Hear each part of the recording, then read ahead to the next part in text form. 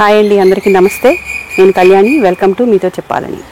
వేసవికాలం స్టార్ట్ అవబోతుంది. ఎండలు అయితే మొదలయ్యాయి కాబట్టి మొక్కల్ని బాగా రక్షించుకోవాల్సిన అవసరం అయితే ఉంది. ఇప్పుడు ఏ ఏ పనులు చేయాలనేది బ్రీఫ్గా ముందైతే మనం తెలుసుకుందాం. ఏదైనా మొక్కలకు ఇలాగా చిన్నపాటి ప్రూనింగ్ అనేది చేసి పెట్టుకోవాలి. పెద్ద మొక్కలకైతే హార్డ్ ప్రూనింగ్ అనేది చేసుకోవాలి. ఆకులు అవి రాలిపోయి ఉంటాయి కదా, చిన్న కొమ్మలు అవి కట్ చేసుకొని వాటన్నిటిని కూడా ఎండాకులు అవి ఉంటే మనం మల్చింగ్కి వాడుకోవచ్చు. ప్రూనింగ్ అనేది చేసి పెట్టుకోవాలి. రీసెంట్గానే ప్రూనింగ్ చేశాను. ఇది వాటర్ యాపిల్ మొక్క అనమాట.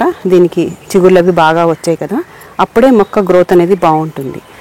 ఇలా ప్రూనింగ్ చేసుకున్నాక ఆకులు అనేవి స్టార్ట్ అయిన తర్వాత వీటికి ఎన్పికే ఫెర్టిలైజర్స్ అనేవి ఇస్తూ ఉండాలి.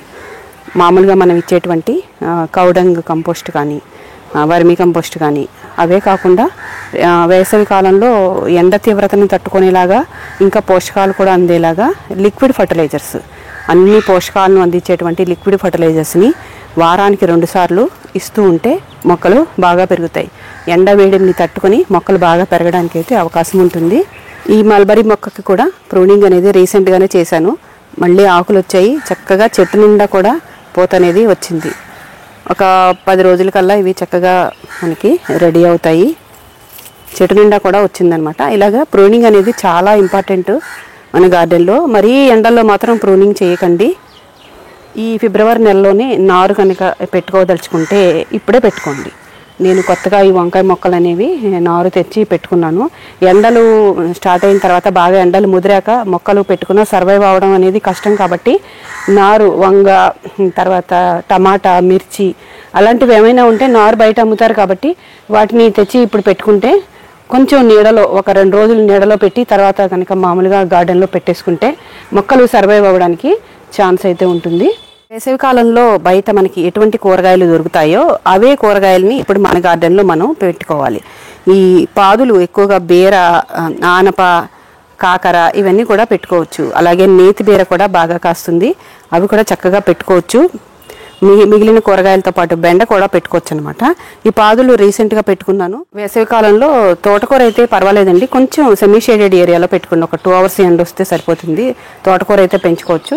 ఇంకా ఈ నెలలో పాలకూర అవి కూడా పెట్టుకోవచ్చు. ఇప్పుడే పెట్టుకోండి. ఆకుకూరలు ఏమైనా పెట్టుకుంటే మరీ ఎండలు ఎక్కువైతే కొంచెం తోటకూర మినహాయించి మిగతావి రావడం కొంచెం కష్టం. నా గార్డెన్లోని మొక్కలకు ఇంట్లోనే తయారు చేసినటువంటి మంచి లిక్విడ్ ఫర్టిలైజర్ని అయితే మొక్కలకు ఇవ్వబోతున్నాను. చాలామంది రెగ్యులర్గా ఇచ్చేదే. దాన్ని నేను ఎలా తయారు చేశాను అనేది మీకు చూపిస్తాను. ఇలా చూడండి, మంచి ఫంగస్ అనేది ఫామ్ అయ్యి చాలా బాగా తయారైంది అనమాట. దీంట్లో నేను చాలా రకాలైతే వేశాను. ఒక్కొక్కటి మీకు చెప్తాను. ఫస్ట్ దీంట్లో బియ్యం కడుగు నీళ్ళు అయితే వేశానండి. బియ్యం కడుగు నీళ్ళు ఒక 3 days అంటే ఒక రోజు పులియబెట్టిన తర్వాత అందులో మిగతావి యాడ్ చేసుకుంటూ వచ్చాను. 2వ రోజు కూడా మళ్ళీ బియ్యం కడుగు నీళ్ళు ఇందులోనే వేశాను. 3వ రోజు కూడా వేశాను. ఈ రోజుకి 3 days కంప్లీట్ అయింది. దీంట్లోనే పుల్లటి మజ్జిగ, ఒక గ్లాసు పుల్లటి మజ్జిగను కూడా వేశాను. దీన్ని ఇలా ఫెర్మెంట్ చేయడం వల్ల మొక్కలకు మేలు చేసేటువంటి మంచి బ్యాక్టీరియా అనేది మొక్కలకు అందుతుంది. మొక్కలు బాగా గ్రో అవ్వడానికి ఉపయోగపడుతుంది. తర్వాత ఇందులో చూసారా, నిమ్మకాయలు మనం రసం పిండుకున్నాక ఈ తొక్కలు ఉంటాయి కదా, ఈ తొక్కల్ని కూడా ఇందులో వేశాను. ఇది సాయిల్ అసిడిక్ అవ్వడానికి ఉపయోగపడుతుంది. కొన్ని పూల మొక్కలకి ఇది చాలా బాగా పనిచేస్తుంది, అసిడిక్ సాయిల్ అనేది.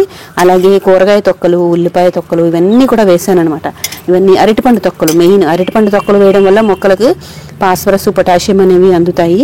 ఇవన్నీ కూడా వేస్ట్గా పడేయకుండా అరటికాయ తొక్కలు ఇవన్నీ కూడా వేశాను.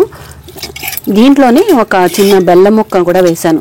బాగా ఫెర్మెంటేషన్ అనేది చాలా బాగా అవుతుంది. వాడినటువంటి టీ పొడిని కడిగేసి ఆరబెట్టి అది కూడా ఇందులో వేసాను అనమాట.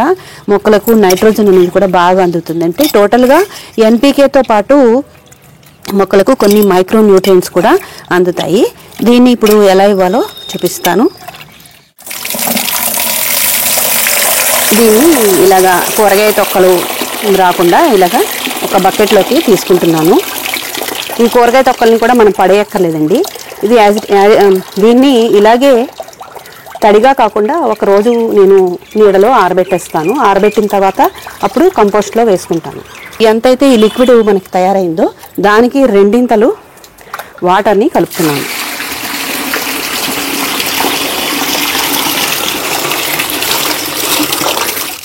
దీన్ని ఒకసారి బాగా కలిపేస్తున్నామండి. ఈరోజైతే నేను పళ్ళ మొక్కలకి దీన్ని అయితే ఇస్తున్నాను. ఇది స్టార్ ఫ్రూట్ ప్లాంట్ అండి. కాయలు బాగానే కాసింది. తర్వాత ప్రూనింగ్ చేశాను. ఇప్పుడు ఆకులు కూడా కొన్ని రాలిపోతున్నాయి, దీనికి ఇస్తున్నాను. అలాగే ఈ మల్బరీ కూడా ఇస్తున్నాను.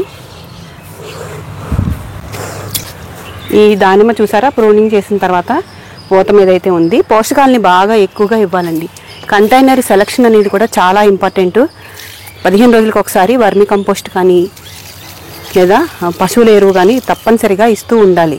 ఇలా చూడండి, ఇది స్వీట్ లెమన్. ఎక్కువ పోషకాలు ఇస్తుంటే ఎక్కువ కాయలు అయితే ఇస్తుంది. రెగ్యులర్గా వీక్లీ వన్స్ కంపల్సరీగా ఏదో ఒక ఫర్టిలైజర్ అనేది ఇస్తూ ఉండాలి. ఈ అంజీరు పెద్ద అవుతున్నాయి కానీ ఇవి పండాలన్నమాట. ఇవి బాగా పక్వానికి రావాలి అంటే FFJని వాడితే మంచిది.